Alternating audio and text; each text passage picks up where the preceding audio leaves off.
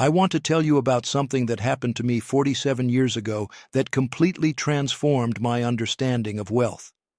I was sitting in my study in Jerusalem at 4:30 in the morning, and I had just lost everything. My business had collapsed. My savings were gone. I was 73 years old, and I thought my life was over. But that morning, as I opened the book of Psalms with trembling hands, I discovered a pattern that King David had hidden in plain sight for 3,000 years. A morning ritual so powerful, so precisely structured, that it literally rewired how abundance flows into a person's life. And in the next 20 minutes, I'm going to show you exactly what I found, exactly how to use it, and exactly why it works even when everything else has failed. But first, I need you to do something for me. If you've been struggling financially, if you've been praying for breakthrough but seeing closed doors, if you're watching your savings disappear and wondering if God has forgotten you, I want you to hit that like button right now. Not for me, for yourself, because that simple action tells YouTube to show this teaching to other people who desperately need it, and then drop a comment with these 3 words: abundance is coming. Just those 3 words.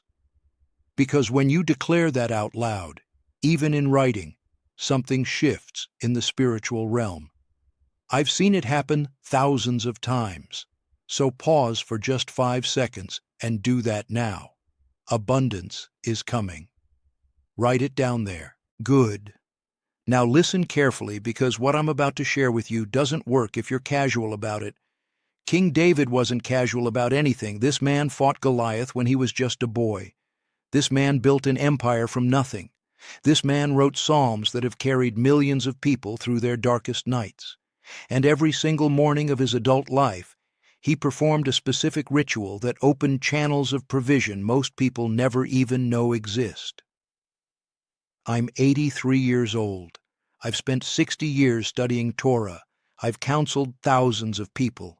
And I can tell you with absolute certainty that what you're about to learn is the most practical, most immediately applicable teaching on biblical abundance I've ever encountered. So stay with me. Don't skip ahead. Don't get distracted, because by the time we're finished, you're going to know exactly what to do tomorrow morning, and the morning after that, and the morning after that. Now, I know what some of you are thinking. You're thinking, Rabbi, I've tried everything. I've prayed, I've fasted, I've given offerings, I've declared scriptures, and I'm still struggling. I'm still watching my bank account shrink. I'm still terrified about the future, and I want you to know something right now. I understand that terror. I've lived that terror. When you're past 50, past 60, past 70, and the money isn't there, it's not just about comfort anymore. It's about survival. It's about dignity. It's about not being a burden to your children. It's about having something to leave behind instead of debt and disappointment. You wake up at 3 in the morning and your mind starts calculating, how many more months can I make it? What happens if I get sick? What happens if the car breaks down? What happens if they raise the rent again? And you pray, God, you pray so hard your throat hurts. You remind God of His promises. You remind Him that He's Jehovah Jireh, the Lord who provides. You remind Him of all the times He came through before, but the breakthrough doesn't come. The door doesn't open. The check doesn't arrive. And slowly, quietly, a thought starts whispering in the back of your mind. Maybe it's too late for me. Maybe I missed my window. Maybe God provides for other people, but not for me. I'm going to be very direct with you now. That thought is a lie from the pit of hell, and it's specifically designed to keep you from discovering what King David knew. Because here's what the enemy understands that most believers don't. The morning hours, those first moments after you wake up, those are when your spirit is most receptive, most malleable, most connected to the divine flow of provision. David knew this. He writes about it over and over. My voice you shall hear in the morning, O Lord. In the morning I will direct my prayer to you, and I will look up. That's Psalm 5:3. He's not being poetic. He's being strategic. He understood something about the architecture of abundance that modern believers have completely forgotten. See, we think provision is random. We think it's about luck or timing or being in the right place at the right moment. But David knew better. David understood that abundance operates according to spiritual laws just as precise as physical laws. Gravity works the same way every time. You don't have to beg gravity to keep you on the ground. You don't have to wonder if gravity will show up tomorrow. It's a law. It's consistent. It's reliable. And the flow of divine provision works exactly the same way. But here's the problem. Most people never learn how to align themselves with that flow. They're like someone trying to sail a boat, but they never learned which way to position the sail to catch the wind. The wind is blowing. The provision is available. But they're positioned wrong, so they stay stuck. And this is what breaks my heart about people your age. My age. You've spent 50, 60, 70 years working hard, being faithful, doing everything right. You raised your children. You paid your bills. You served in your congregation. You gave when you had nothing to give. And now you're supposed to be in your golden years.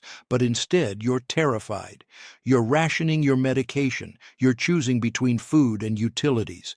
You're watching your friends take vacations and wondering why God blessed them but not you.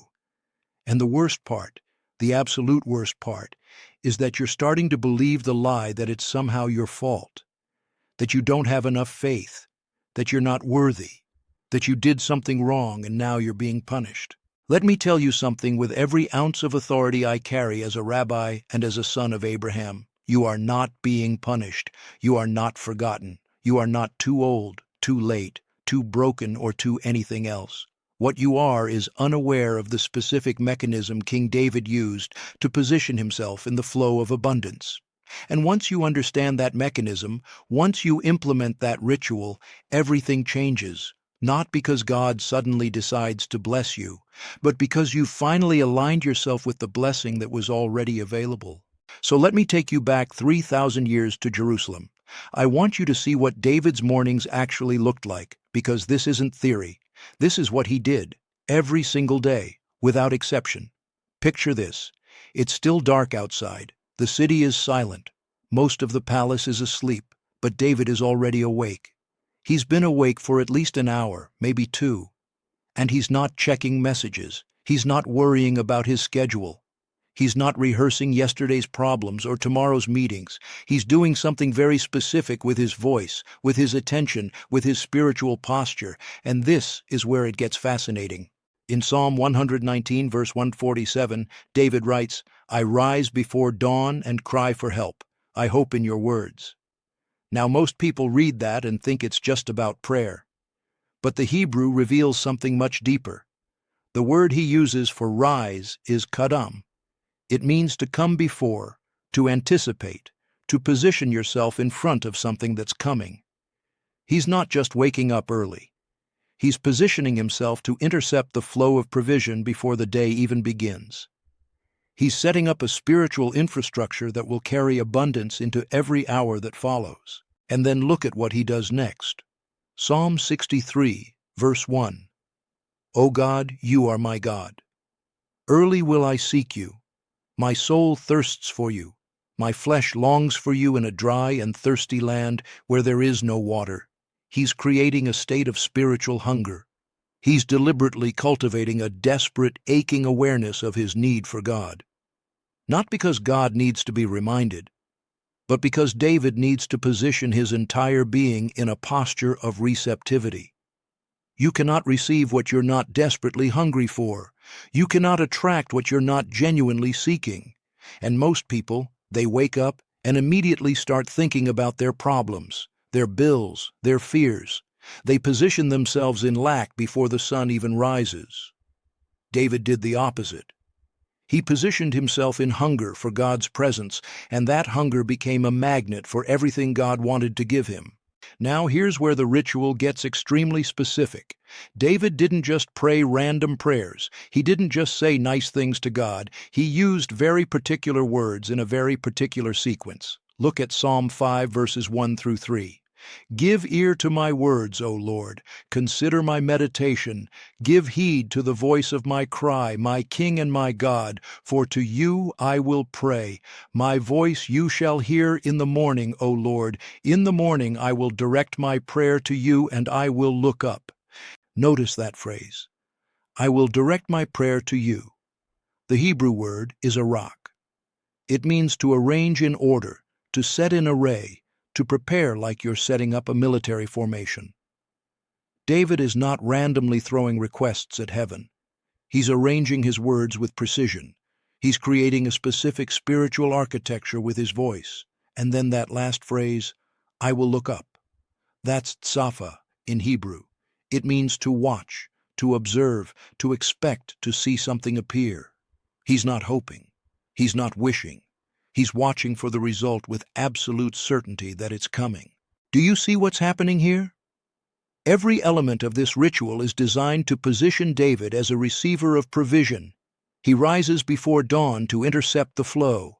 He creates intense spiritual hunger to magnetize the blessing.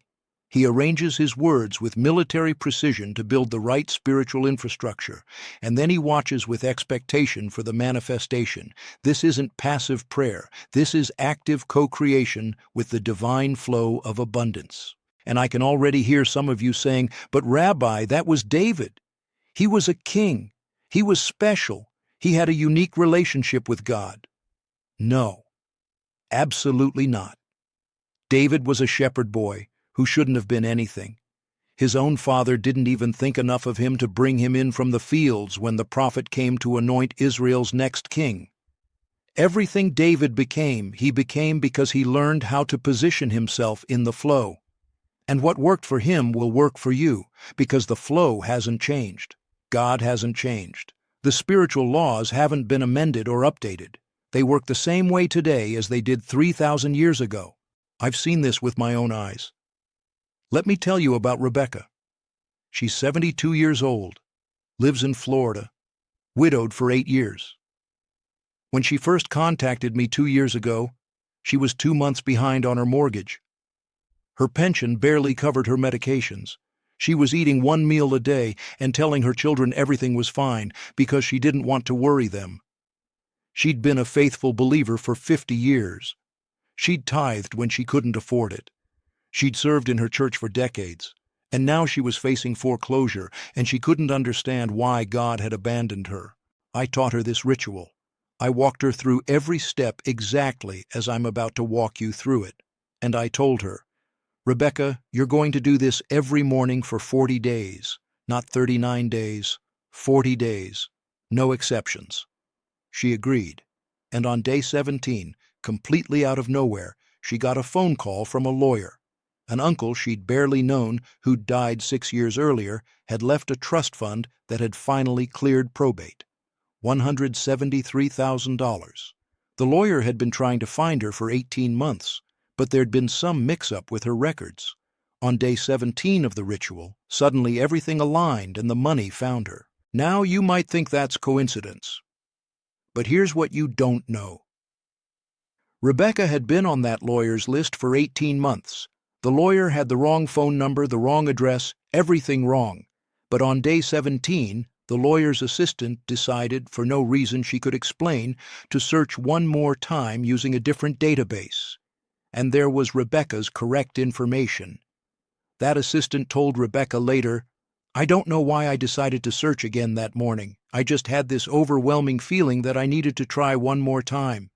That's not coincidence, that's alignment. That's what happens when you position yourself in the flow every single morning with the precision David used. So, let me show you exactly how this ritual works. Step 1. Wake up before dawn. I don't care if you're a night person. I don't care if you've never been a morning person in your life. This is non-negotiable. David says it over and over. Morning, before dawn, early. Why? Because the morning hours are when the spiritual atmosphere is clearest. Set your alarm for 45 minutes before sunrise. Get up. Don't lie there. Don't scroll your phone. Get up and position yourself. Step 2. Find a quiet place where you can speak out loud without being interrupted. This is critical. You need to use your voice, not your mind, your voice. David didn't think his prayers. He spoke them. He cried them. He declared them. There's something about speaking words into the atmosphere that creates spiritual substance. Your voice carries authority. Your voice shapes reality. Step 3. Begin with hunger, not request. This is where most people get it wrong. They start asking for what they need. Don't do that. Start by declaring your desperate need for God Himself. Use David's exact words if you want. O God, you are my God. Early will I seek you. My soul thirsts for you, my flesh longs for you. Say it out loud, mean it. Create that magnetic hunger in your spirit. Spend at least 2 full minutes on this. Step 4. Now arrange your specific requests with military precision. This is the Iraq principle. Don't ramble. Don't repeat yourself 15 times. State exactly what you need in clear, specific language. Lord, I need provision for my mortgage payment of $1,200 by the end of this month. Not, please help me with my finances. Be specific. Be precise. Step 5. After you've stated your requests, declare your absolute certainty that God is already moving to answer. This is the Tzafa principle. Say something like, I am watching for your provision to manifest. I expect to see your answer. I am positioned to receive what you are sending. Say it with conviction. Step 6. Close with a specific psalm of thanksgiving. I recommend Psalm 100 or Psalm 103. Read it out loud. Let the words of gratitude seal everything you've just done.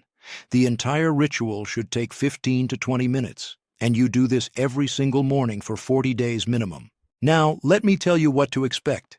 Days 1 through 7, you probably won't feel much. You're building the infrastructure. Don't get discouraged. Days 8 through 14, you'll start noticing small things. Unexpected checks, small alignments. Days 15 through 25, something bigger starts to shift. An opportunity that seems to come out of nowhere. Days 26 through 40, the manifestation becomes undeniable. Subscribe to this channel if you haven't already, because I'm going to be teaching more about these principles in the coming weeks. And make sure you hit that notification bell. Your age is not a barrier. Your past is not a barrier. The only barrier is misalignment. And misalignment can be corrected in 40 days. Tomorrow morning, when that alarm goes off before dawn, you have a choice. You can stay in the same cycle of lack and fear, or you can begin the ritual that will reposition you in the flow of divine abundance. Your soul is the blueprint. Your life is the construction. Shalom, my friend.